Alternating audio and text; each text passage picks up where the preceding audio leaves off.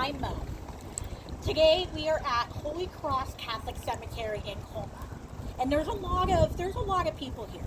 Mosconi's here, Joe DiMaggio's here, etc.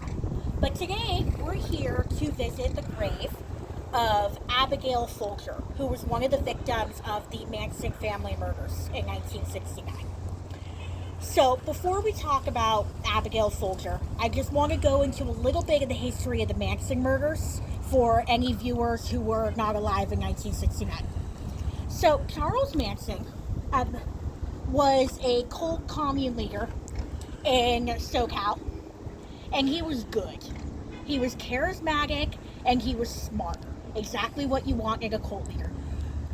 And at this point, he'd already spent like half of his life in jail. But his ultimate goal was that he wanted to be a music star.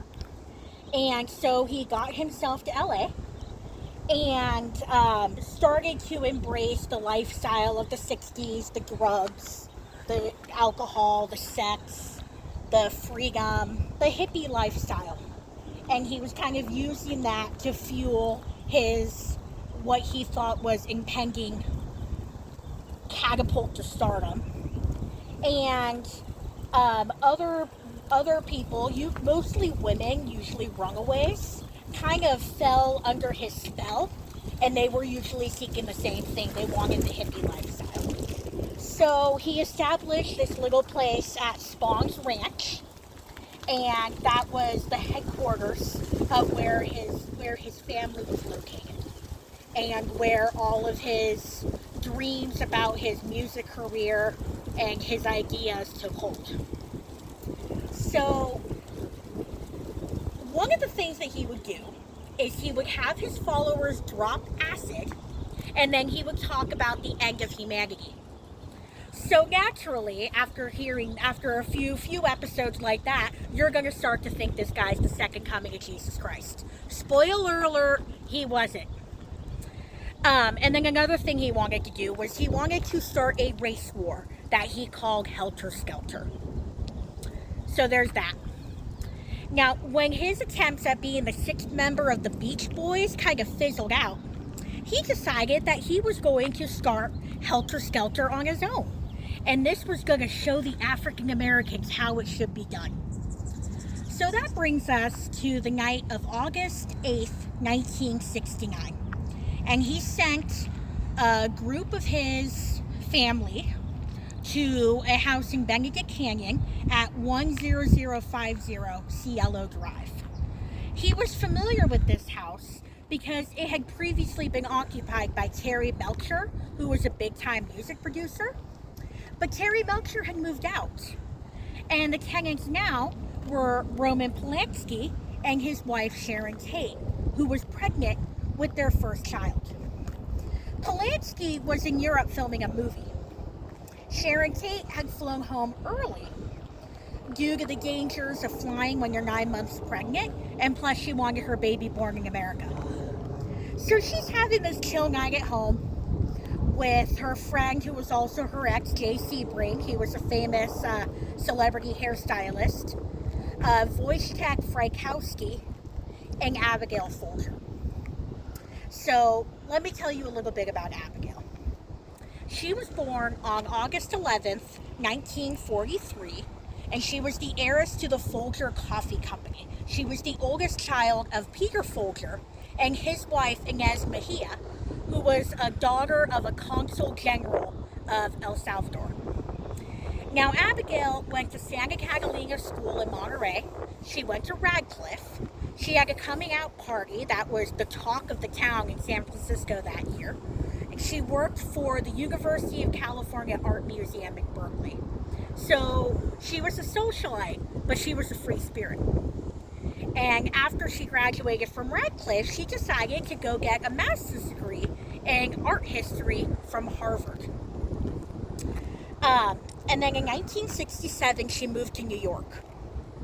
She first started working for a magazine, and then she went to work for a bookstore. And she was also heavy into volunteer work, so was her mother.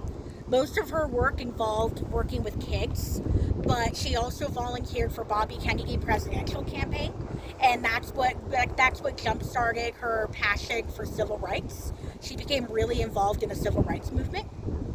Um, but backtrack, she at a bookstore event she met a Polish author by the name of Jerzy Kosinski, and Kosinski introduced her to a man named Wojciech Frykowski, who was also from Poland.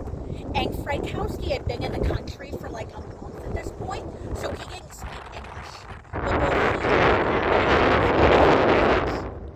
so Abigail started teaching him to read and speak English, and they fell hard for each other. So eventually, they decided to move to LA. He wanted to be a screenplay writer, and she wanted to work for an LA welfare program. So they moved to LA, and once there, it was through Frykowski that she met Roman Polanski, who's also from Poland, and Sharon Tate, and then her ex-boyfriend Jay Sebring. And the five of them became the group around Hollywood that year. So when Roman Polanski and Sharon Tate went to Europe to film that movie, she and Frykowski moved into their house and stayed in their house. When Sharon Tate came back early, she asked Abigail and Frykowski to stay until Roman Polanski came back, and he was due back in a few days, like August 12th or 13th that year. So that is how she came to be in that house the night of the murders. So on August 8th, Manson sent the group of his followers to the house and started the helter-skelter race war.